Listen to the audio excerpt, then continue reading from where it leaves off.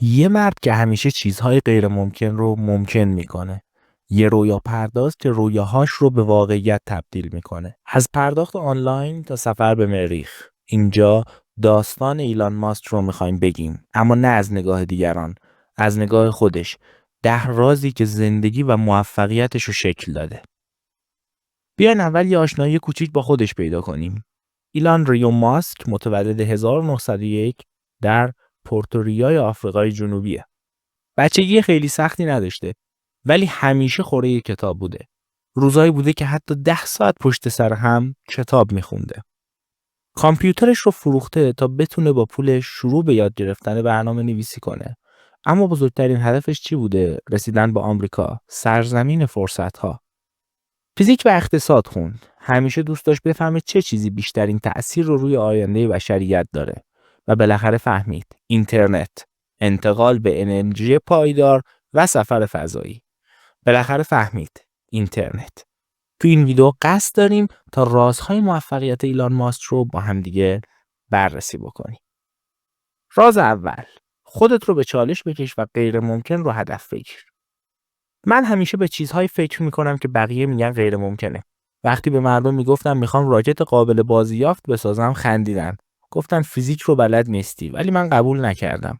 هدف من مریخ بود، پس باید راهی پیدا میکردم.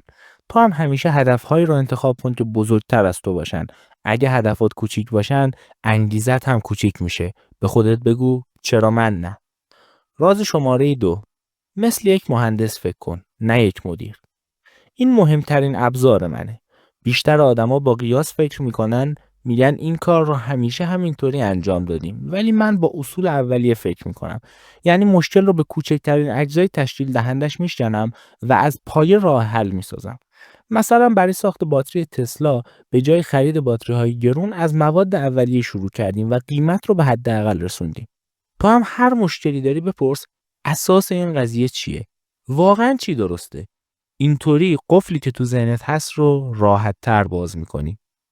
راز شماره 3، ریسک های حساب شده بکن. من همه چیزمو چندین بار از دست دادم. هم پولمو، هم شرکت هامو. موقع راه اندازی اسپیس ایکس و تسلا همه سرم فریاد میزدن که دارم دیوانه‌وار همه چیزم رو به باد میدم. اما من محاسبه کرده بودم. حتی اگه شکست میخوردم دنیا به پایان نمیرسید، ولی اگه موفق میشدم دنیا رو تغییر میدادم. ترس از شکست بزرگترین دشمن پیشرفته. یه نفس عمیق بکش و برو جلو. از منطقه امنت بیرون بیا. مورد شماره 4، کار کن. سخت‌تر از همه. من به معجزه اعتقاد دارم، اما معجزه نتیجه ساعت‌ها کار خسته کننده است. هفته‌های 80 تا 100 ساعته کاری من وقتی تسلا و اسپیس ایکس همزمان توی مشکل بودن. من توی کارخانه می‌خوابیدم. اگر تو هم می‌خوای یه شرکتی رو راه بندازی، باید تلاش کنی. موفقیت یه شبه به دست نمیاد. قیمتش رو باید همه جوره و بیشتر از هر کس دیگه‌ای بپردازی. راز شماره 5، همیشه در حال یادگیری باش. من برای راه اندازی اسپیس ایکس مهندس موشک نبودم، ولی تونستم یاد بگیرم. کلی کتاب خوندم، با متخصص ها حرف زدم. وقتی چیزی رو نمیدونم میرم و یاد میگیرم. دانش قدرته. تو هم هیچ وقت نگو من اینو بلد نیستم. بگو چطور میتونم یاد بگیرم. اینترنت همه چیزو در دسترس تو گذاشته. ازش استفاده کن. راز شماره 6، بازخورد رو مستقیم و بدون تعارف بپذیر. من از انتقاد نمیترسم. اگر کسی بگه کارم اشتباهه گوش میدم. اگر درست میگه فوراً تغییرش میدم. تو هم باید غرور رو کنار بذاری و یک حلقه بازخوردی قوی داشته باشی. از کسانی که بهشون اعتماد داری بخواه تا بدون تعارف بهت نظر بدن. گوش بده و غرورتو کنار بذار. اگه فکر میکنی همیشه حق با توئه، هیچ وقت رشد نمیکنی. راز شماره 7، روی راه حل متمرکز شو، نه روی مشکل.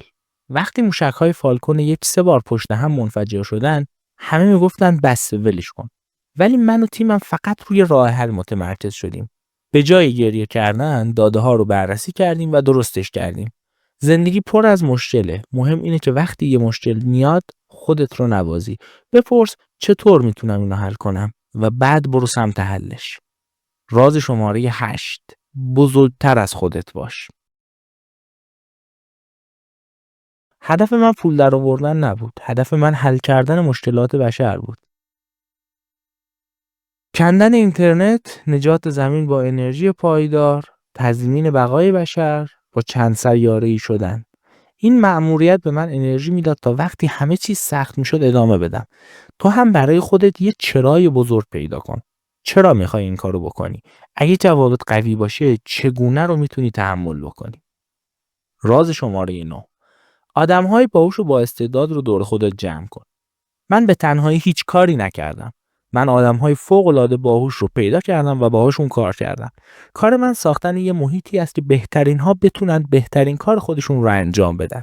سعی نکن خودت همه کارا رو انجام بدی. بهترین آدم‌ها رو برای کار پیدا کن و بهشون اعتماد کن. بهترین‌ها رو بهترین تیم میسازه. و اما راز شماره 10: هرگز تسلیم نشو. اغلب همینه. تفاوت بین موفقیت و شکست. اینو جدی میگم.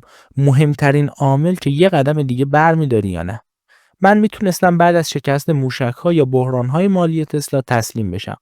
ولی ادامه دادم. چون به مأموریتم باور داشتم. اگه به چیزی عمیقاً باور داری، هیچ چیزی نباید بتونه تو رو متوقف بکنه. تقریباً با پافشاری همیشه برنده میشی. پس اینها چیزایی بود که ایلان ماسک رو تبدیل به یکی از بزرگترین مردان به لحاظ موفقیت‌های مالی و فضای کسب و کار کرد. اگر دوست دارید از این سبک ویدیوها بیشتر براتون بسازیم و با راز و رمزهای افراد موفق بیشتر آشنا بشیم، حتما این ویدیو رو لایک کنید، کانال ما رو سابسکرایب کنید و دکمه زنگوله رو بزنید تا ویدیوهای بعدی رو از دست ندید. به امید دیدارتون.